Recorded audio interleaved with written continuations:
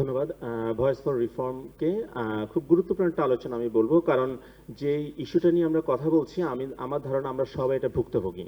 তো আমি কাজী মোহাম্মদ সাইফুল নওয়াজ, আমি সহকারী অধ্যাপক হিসেবে আছি বুয়েটে। বর্তমানে আমি অন লিভে কাজ করছি Bloomberg philanthropies initiative for global road safety প্রোগ্রামের কোঅর্ডিনেটর হিসেবে। তো রোড সেফটি নিয়েই চট্টগ্রাম শহরে। তো আমার সুযোগ হয় যারা ইঞ্জিনিয়ার রয়েছে তাদের সাথে বিভিন্ন ফোরামে বিভিন্ন মিটিং সেমিনারে কথা বলার। আমার আরেকটা সুযোগ হয় যারা হচ্ছে যে অপারেশনসে আছে ট্রাফিকের পুলিশ, তাদের সাথে বিভিন্ন সেশনে কথা বলার। আরেকটা সুযোগ হয় যারা চালক আছে, সড়ক ব্যবহারকারীদের মধ্যে যারা ইম্পর্টেন্ট একটা গ্রুপ, চালকদের সাথে কথা বলার।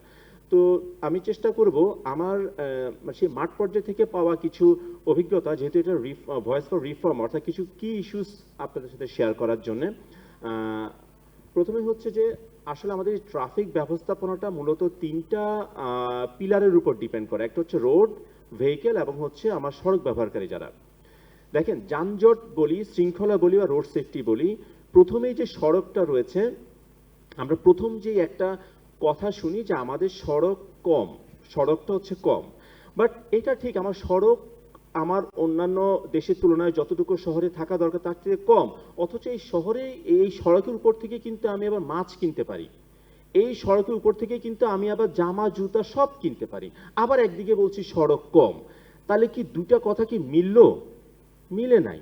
তাহলে কিন্তু যা আমি আমার কর্তৃপক্ষ বলছে আমার সড়ক কম, আমি হয়তো ব্যবস্থা করতে পারছি না বা আমার সমস্যাটা ওখানে, বাট আমি আবার সড়কের উপরে এমন কিছু নাই যে আমি করতে পারি না।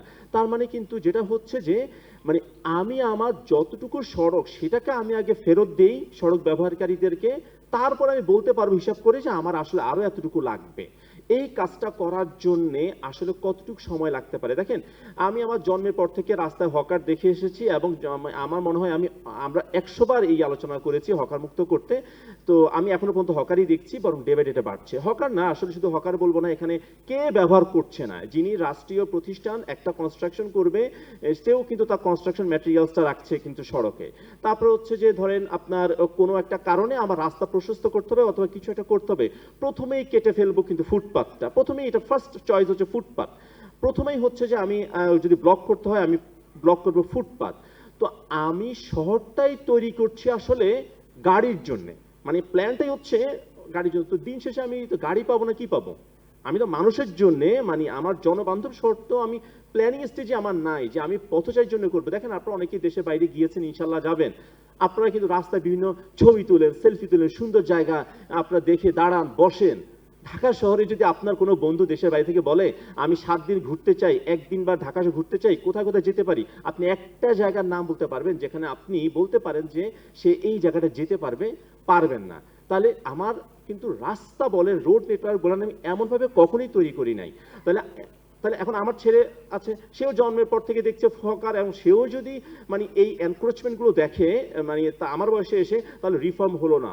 তাহলে আমার প্রথম যে একটা কি ইস্যুস আমি বলতে চাই, অন্তত ব্যবহার উপযোগী সড়ক কতটুকু আছে সেটা পথচারীদেরকে ফেরত দেন, পথচারীর জায়গাটুকু, আবার আর ভেহিকেলের জায়গাটুকু ভেহিকেলকে ফেরত দেন, কারণ ভেহিকেলের জায়গাও ভেহিকেল ইউজ করতে পারছে না। এবং সো রিফর্ম যদি করতে হয়, এখন এই কাজটা করতে কতদিন লাগতে পারে? আমার মতে, আমি জানি না, আমার মতে সর্বোচ্চ 1 মাস। কেন 1 মাস? একটা অ্যাওয়ারনেস করতে হবে প্রথমে, কালকে গিয়ে যদি বলে দেই, 1 মাস না হোক 2 মাস হোক, অসুবিধা নাই। আমার স্ট্রিক্ট একটা মেসেজ দিতে হবে, ফুটপাথটাকে ক্লিয়ার করতে হবে। ফুটপাথ ক্লিয়ার করলে সুবিধা দুইটা, একটা হচ্ছে যে মানুষরা যারা এখন রাস্তায় হাঁটছে, ফুটপাথে হাঁটতে না পারে, তারা ফুটপাথ উঠে গেল, রাস্তাটা স্পেশাস হয়ে গেল, আমার কিন্তু আমি অন্তত কিছুটা আমি সমাধান করতে পারছি। হার্টের আসলে ব্লকেজ হয়, তো অপারেশনে আমি যাওয়ার চাইতে কিন্তু প্রথমে কিছু বলে যে আপনি খাদ্যাভ্যাস চেঞ্জ করেন, আপনি একটু ব্যায়াম করেন, দেখেন মোটামুটি কিন্তু একটা আমার পর্যায়ে চলে আসা সম্ভব। তাহলে এই কাজটা কিন্তু আমি মনে করি, একটা আপনারা হয়তো লিখছেন বা এটা ইস্যুগুলো নিচ্ছেন, এই কাজটা আমি মনে করি আমরা জানাতে পারি যে হকারটাকে মুক্ত করে। এখন তো একটা সময়, এই সময়টাই যদি না পারি আর কোনো দিন পারবো না। যদি আমরা এখন না পারি, আপনি লিখে রাখেন, আমরা কোনোদিন আসলে এই হকার মুক্ত করতে পারবো না যদি এই 2-3 মাসে করতে না পারি। 1 2 হচ্ছে একটু রাস্তার দিকে তাকান, ইন্টারসেকশন, যানজট হয় একটা হটস্পট হচ্ছে ইন্টারসেকশন। আপনি একটু খেয়াল করে দেখেন তো, আপনি যদি একটা রাস্তার 2 কিলোমিটার হাঁটেন, 2 কিলোমিটার হাঁটলে আপনি এই পাশে 5টা এই পাশে 5টা ইন্টারসেকশন পাবেন, কনফার্ম আপনি পাবেন। 2 কিলোমিটার লাগবে না, 1 কিলোমিটারই পাবেন। আপনি একটু হেঁটে যান না, দেখবেন যে গলি রাস্তা থেকে শুরু করে বড় ইন্টারসেকশন সব পাবেন। আপনারা অনেকে দেশের বাইরে গিয়েছেন, যান, যারা যানজটটাকে মুক্ত করতে পেরেছে, এত ইন্টারসেকশন কি কখনো দেখেছেন? যে মানে আমার একটু পরপরই ইন্টারসেকশন, 5 কিলো 10 কিলো পরে গেলে একটা ইন্টারসেকশন পাওয়া যায়, সহজে পাওয়া যায় না, ড্রাইভ হয়ে আছে টুকটাক, বাট ইন্টারসেকশন নাই। বাট আমরা এত বেশি ইন্টারসেকশন করেছি, এবং ইন্টারসেকশন গুলো তো ম্যানেজমেন্ট আমরা করছি না। ম্যানেজমেন্ট বলতে আমি কিন্তু খুব সফট ম্যানেজমেন্টের কথা বলছি। আপনি দেখেন, আমার দোকান দেওয়ার পছন্দের জায়গাটাই হচ্ছে কিন্তু ইন্টারসেকশন, আমার রিক্সা দাঁড়ানোর ইন্টারসেকশন, আমি রিক্সা খুঁজতেও যাই ইন্টারসেকশনে, আবার কিছু কিনতে গেলাম ইন্টারসেকশন যাই। অর্থাৎ ইন্টারসেকশন থেকে অন্তত যদি আমরা কালকে সিদ্ধান্ত নেয় পুলিশ যে অন্তত 100 ফিট চতুর্দিকে আমি কোনো এনক্রোচমেন্ট রাখবো না, তাহলে কিন্তু আমরা ইন্টারসেকশনটাকে আমি একটু লিভেবল করতে পারি। যে তারা একটু, কারণ একটা ইন্টারসেকশন আমি যতই রাস্তা মোটা তাজা হোক, ইন্টারসেকশন যদি আমার মানে এনক্রোচমেন্ট হয়ে থাকে, ব্যবহার করতে না পারি, বটল নেক হয়ে যাবে। এটা কিন্তু চাইলে আমরা খুব ইজিলি করা সম্ভব, অন্তত ইন্টারসেকশনটাকে মুক্ত রাখা। রাস্তার এই দুটি ইস্যু যদি আমরা করতে পারি, অনেকটুকু সম্ভব। পার্কিং দেখেন, আপনারা এখানে যাই না, অনেকেরই গাড়ি রয়েছে, আমি যাই না, আপনার নিজেই চিন্তা করে দেখেন আমার মানে আপনার কোথায় গাড়িটা রাখেন, যখন পার্কিং করতে যান কয়টা পার্কিং স্পেস আমাদের আছে আর আমরা রাস্তার পাশে রাখি।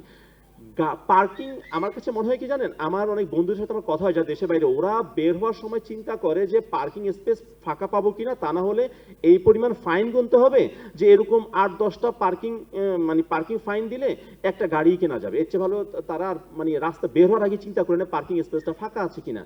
উল্টো আমরা করছি কি জানেন, আপনি যে কোনো শপিং মল, আমি নাম বলবো না, বড় বড় শপিং মলে দেখবেন পার্কিং স্পেসটা কিন্তু সবাই জানি দখল করে আছে, বা দখল না, এটা তারা নিজেরাই করেছে। মোবাইল মার্কেট বা বড় বড় শপিং মলের পার্কিং স্পেসটা কিন্তু আর পার্কিং এর জায়গায় নাই, ওটা এখন আপনি কেনাকাটা করতে পারেন। তাহলে তাদের ব্যবহারকারীরা পার্ক করছে কোথায়? সরকারি রাস্তায়, যেটা কিনা সিটি কর্পোরেশন করে দিয়েছে আমাদের সবার জন্য, সেইখানে কিন্তু তারা একটা লেন করে পার্কিং করছে। আচ্ছা, এইটা কি চাইলে কালকেই অ্যাড্রেস করা যায় না? কালকে আমি কালকে কোনো কিছু বলছি না, ধরেন 3 মাসের ভিতর কি এইটা অ্যাড্রেস করা যায় না যে আসলে সমস্ত পার্কিং স্পেসগুলোকে কিন্তু একটু ফ্রি করতে হবে? শপিং মলগুলোতে, হসপিটালগুলোতে, ইভেন হচ্ছে যে যেখানে পেট্রোল পাম্প রয়েছে তারা একটা বড় কিউ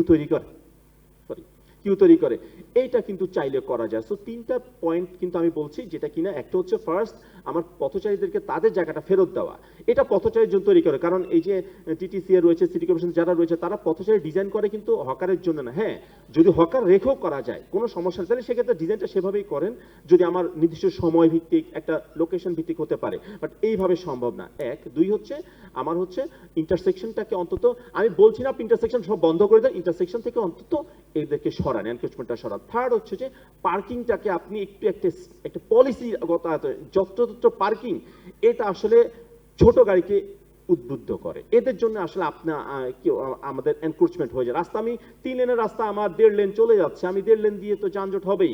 এগুলো যদি এখন না পারি আর কোনোদিন পারবো না, কারণ এর গত সময় হয় নাই, এখনই সুযোগ, না হলে হবে না। এবার একটু ভেহিকেলের কথা বলি, যদি আমার সময় কম থাকে আমাকে নক করবেন। ভেহিকেল একটু বিআরটিএ যদি আজকে স্ট্যাটিস্টিক্স দেখেন, বিআরটিএ তে যত গাড়ি আছে, যদি ঢাকা শহরের কথাও বলি, যত গাড়ি রয়েছে তার মধ্যে 70% হচ্ছে ছোট গাড়ি, 70% ছোট গাড়ি।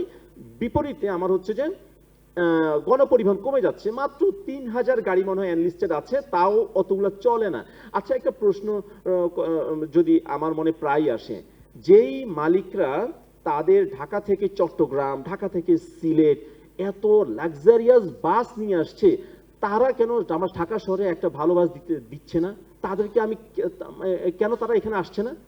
তারা তো, তাদের টাকা আছে, কিন্তু তারা কিন্তু ঢাকা শহরে আপনার গণপরিবহন চালাচ্ছে না কেন? কারণ আমরা তাদেরকে ওই সিকিউরিটি দিতে পারছে যে উনি ইনভেস্ট করে এখানে প্রফিট করতে পারবে। ফলে হয় কি, যে আছে সেও কোনোভাবে চলে যেতে চাচ্ছে, মেইনটেনেন্সটা ঠিকভাবে, মানে আপনার গণপরিবহনের প্রতি আমাদের নজর নেই। আমাদের নজরটাই হচ্ছে ছোট গাড়ি কেন্দ্রিক। আমি যত প্রকল্প করছি ছোট গাড়ি কেন্দ্রিক, বাট আমার যারা গণপরিবহন চালাচ্ছে সেখানে তাদের জন্য আমার কোনো স্পেসিফিক কোনো গাইডলাইন নাই। কিছু যেমন নগর পরিবহনের কথা ডিটিসি তারা করছে। নগর পরিবহন, প্রথমে আমার যেটা 2টো পয়েন্ট নগর পরিবহন নিয়ে, 1 আমরা অনেক কাজই শুরু থেকেই শুরু করি, কিন্তু এর আগেরটা কেন ব্যর্থ হলো এটার কোনো আসলে কোনো নাই, আসলে কাইন্ড অফ জবাবদিহিতা নাই। ফর ইনস্ট্যান্স, একটা কিন্তু গণপরিবহন নগর কি বলবো বাস রেশনালাইজেশন ফ্র্যাঞ্চাইজে কিন্তু শুরু করা হয়েছিল পরীক্ষামূলকভাবে। ওটা কেন ব্যর্থ হইলো এটা কিন্তু আমি জানি না, এটা আমার ব্যর্থতা, যে আমি জানি না যে এটা কেন ব্যর্থ হলো, সেটা কোনো আসলে রিপোর্ট আছে কিনা যে এই 10টা কারণে ব্যর্থ হয়েছে। এই 10টা কারণ আমরা পরবর্তীতে এবার আমরা 6টাকে সমাধান করতে পেরেছি, 4টাকে সমাধান করে আমরা পরেরটা শুরু করব। বাট আমরা নতুন করে একটা শুরু করছি অ্যাজ ইফ যেন এটা আজকেই আমরা প্রথম আর কি মানে আমরা হাতে পেলাম। আমরা এর আগে অনেক প্রকল্প করেছি, ট্রাফিক সিগন্যালাইজেশন, আপনার হয়তো মনে আছে পুরো ঢাকা শহরটা সিগন্যালাইজ সিস্টেমে চালানোর জন্য কিন্তু যাত্রা শুরু করে প্রথম দিনই কলাপস। পুরো আমি জানি না কারো মনে আছে কিনা, এটা প্রথম দিনই কলাপস, আমরা পরে ফেরত চলে আসলাম ওখান থেকে। কেন ব্যর্থ হলো জানি না আমি এখনো। 4টা পুশ বাটন করা হয়েছিল পেডিস্ট্রিয়ানদের জন্য, 4টা লোকেশনে, মনে আছে কিনা, পথচারীদের জন্য পুশ বাটন 4টা উত্তর সিটি কর্পোরেশন তারা করেছিল, কেউ কারো যদি মনে থাকে। ব্যর্থ হলো। সেটার পরে প্ল্যান ছিল তাদের আরো কিছু করবে, বাট ওটা কেন ব্যর্থ হলো এটা আমরা কেউ এখনো আসলে মানে কেন আমাদের সমস্যাটা বারবার আমরা প্রথম থেকে পড়া শুরু করছি, আগে এতদিন পড়ে কেন ফেল করলাম, এই ফেলের কারণটা আসলে কেউ জানতে না চাওয়ার কারণে হয় কি প্রতিবারই আমরা নতুন করেই শুরু করব। আপনারা দেখেন হয়তো আবার হয়তো নতুন করি, আরো প্রতিনিয়তই আমরা নতুন করেই স্টার্ট করব। কোনোদিনও আসলে মানে আমি চাই বাস রুট রেশনালাইজেশন এত ভালো একটা ঔষধ পুরো পৃথিবীতে কাজ করছে। আফ্রিকার মতো দেশ আমাদের চেয়ে খারাপ ছিল, তারা কিন্তু এটাকে অ্যাপ্লাই করে ভালো কাজ করছে, পাকিস্তান ভালো করে ফেলেছে, আমরা কেন পারছি না? এই ওষুধ আমার শরীরে কেন কাজ করছে না? সমস্যা তাহলে ওষুধে না, সমস্যা তাহলে আমার শরীরে। আমি হয়তো ঠিকভাবে ওষুধ ঠিকমতো খাচ্ছি না, অথবা আমি কোনো অনিয়ম করছি। এইটাকে আমি স্পেসিফিক করা দরকার যদি আমরা রিয়েলি রিফর্ম করতে চাই যোগাযোগ বা যানজটের ক্ষেত্রে। এবং ছোট গাড়ির ক্ষেত্রে ছোট গাড়িগুলোকে কমিয়ে পাবলিক ট্রান্সপোর্টের জন্য আমার পাবলিক ট্রান্সপোর্টকে আমি একটা লেন দিতে পারি কিনা একটু খেয়াল করে দেখি। তাদেরকে আমি একটু আলাদা যদি প্রযোজ্য ক্ষেত্রে সব রাস্তায় পারবো অন্তত 4 লেন 8 লেন পেলে অন্তত একটা লেন যদি তাকে আমি এক্সক্লুসিভলি দেই, তাহলে দেখা যাচ্ছে যে আমি যদি তাকে প্রমোট করতে পারি, মালিক যখন বুঝবে যে আমি এখানে চাহিদা তো রয়েছে। মেট্রো রেল, আপনি টিকিট দাঁড়িয়ে যেতে হয়, মেট্রো রেল দেখেন আপনি জারির কেন মানুষ আসলে দ্রুত যেতে চায় একটু, তাই না? ওই এয়ার কন্ডিশন একটা বোনাস ফ্যাসিলিটি, বাট একটু দ্রুত যেতে চায়। আপনি বাসকে এটা দেন, এয়ার কন্ডিশন বাস কিন্তু বেশি মালিকরাই এয়ার কন্ডিশন বাস নিয়ে আসবে, দেখবেন সব বাস উঠে যাবে। যদি তাকে আলাদা রুট দিয়ে দেন, যে আলাদা লেন, একটা লেন এক্সক্লুসিভলি, যে লেনটা আপনি এখন অবৈধভাবে পার্কিং করে রাখছেন হকার বসা, সেই লেনটাই যদি তাকে দেন, কিছু দূর যদি সে যেতে চায়, সব রাস্তা আমি জানি হবে না, যেটাতে হয় বড় রাস্তাগুলোতে দেখবেন যে অনেকটুকু কিন্তু মালিকরা চলে আসবে। বিনিয়োগ কাউকে বলতে হয় না, মানুষ ইনভেস্ট করে ফেলে, শুধু আপনি পরিবেশটা দিলে ইনভেস্টারের অভাব হবে না এখানে। কিন্তু আমরা সেই পরিবেশটা দিচ্ছি না। এই কাজগুলো কিন্তু স্বল্প মেয়াদে করা উচিত। চালকদের কথা একটু বলি, ব্যবহারকারী দেখেন আমাদের, আচ্ছা আমরা এই যে চালকদেরকে বলি এই যে বাঁকাতাড়া করে রাখে, চালকরা বাঁকাতাড়া করে রাখবে না তো কিভাবে রাখবে? এটা আমি আপনি হইলেও রাখতাম শিওর। কেন? কারণ আমি তো তাকে বলছি ওভাবে রাখতে। কারণ বিজনেস চালক একসাথে চাকরি করছে, একসাথে বিজনেস করছে, একই সাথে বিজনেস করছে। কেন বিজনেস করছে? বিজনেস করার কথা ছিল যে ইনভেস্টর, তার বিজনেস করার কথা, রাইট? কিন্তু বিজনেস করছে তো চালক। কারণ হচ্ছে যে চালক প্রথমে 3000 টাকা দিয়ে কিন্তু মালিকের কাছ থেকে দিনের জন্য বাসটা নিল, এবার তার 3000 টাকা প্লাস হচ্ছে রাস্তার আনুষঙ্গিক সিন আনসিন অনেক খরচ করে 5000 টাকা তার খরচ। এরপরে কিছু ইনকাম করতে পারলে সে নিয়ে যাবে। তো আমি তো তাকে বলছি তুমি প্রতিযোগিতায় চলে যাও, সে তেরাবেকা করে রাখবে না তো কি রাখবে? আমি কি তাকে পরিবেশ দিতে পারছি? আমি তাকে পারিনি। তো আমি তাকে তো এখনো পর্যন্ত একটা চালক বেতন কাঠামোর আওতায় নাই, শ্রম আইন চালকদের জন্য প্রযোজ্য হচ্ছে না। আচ্ছা, রিফর্ম, ভয়েস অফ রিফর্ম থেকে যদি আমরা অন্তত চালকদের জন্য শ্রম আইনটা বাস্তবায়ন করার কথাটাও বলি, চালক যদি সিকিউরড হয় যে না আমার চাকরি কালকে চাকরিটা আমার আছে, তাহলে তো সে কিন্তু এবং সে তার বেতন আছে, অনেকেই কিন্তু আর এই প্রতিযোগিতায় যাবে না। মালিকও কিন্তু আর তার মালিকেরও তো লস হচ্ছে, গাড়িটা ঘষা খাচ্ছে, ইন্ডিকেটর নষ্ট হয়ে যাচ্ছে, মালিকও কিন্তু আর সেটা চাবে না। বাট চালকদেরকে কিন্তু আমরা এখনো নির্দিষ্ট বেতন কাঠামোর আওতায় যতদিন পর্যন্ত আনতে না পারবো, আমাকেও যদি বলে যে আপনার যত বেশি কাজ করবেন তত বেশি ইনকাম হবে, তাহলে আমিও কিন্তু তখন কোয়ালিটির দিকে তাকাবো না, কোয়ান্টিটির দিকে তাকাবো। সো সমস্যাটা আমরা জিয়ে রেখেছি। সো এই কাজটা করতে হবে। আপনারা অনেকে ড্রাইভিং পারেন, আমি জানি না, সংক্ষিপ্ত করতে হবে। আপনারা অনেকে ড্রাইভিং পারেন, লাস্ট পয়েন্ট বলে দিচ্ছি, ড্রাইভিং পারেন। আমি জানি না আপনারা কয়জন ড্রাইভিং স্কুল থেকে শিখেছেন। আপনি শিখেছেন আপনার ড্রাইভার রেখেছেন বেতন দিয়ে, তার কাছ থেকে শিখছেন, আপনার ছেলেও তার কাছ থেকে শিখছে। আপনি ড্রাইভিং স্কুল বলে যেটা কনসেপ্ট আছে, আমরা অনেক আছে তারা কিন্তু স্টুডেন্ট পাচ্ছে না, অথচ ওস্তাদের কাছ থেকে শিখছি, ড্রাইভারের কাছ থেকে শিখছি, বন্ধুর কাছ থেকে শিখে ড্রাইভিং। তো এই চালকদের কাছ থেকে আমি কি আশা করব? আপনি কি রিফর্মটা চান? আপনি এখনো যদি একটা প্রাতিষ্ঠানিকভাবে যদি তাকে আপনি একটু আগে আমি আগের আলোচনায় ছিলাম কর্মসংস্থান, আমরা কাজের বুয়া পাঠাচ্ছি, বাট আমরা দক্ষ যে চালক বলেন, দক্ষ প্রকৌশলী বাদ দিলাম, চালকদেরকেও তো পাঠাতে পারি। এই ড্রাইভিং স্কুলগুলোতে কিন্তু আমরা নিজেরাও যাই না, বিআরটিও দেখে না কোত্থেকে শিখে আসছে তারা।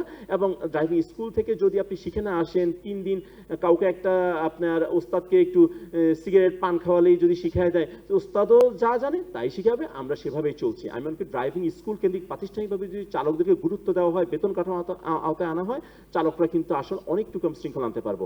তো অনেক এলোমেলো কথা বলেছি, সময় কম, থ্যাংক ইউ। এখানে শেষ করছি।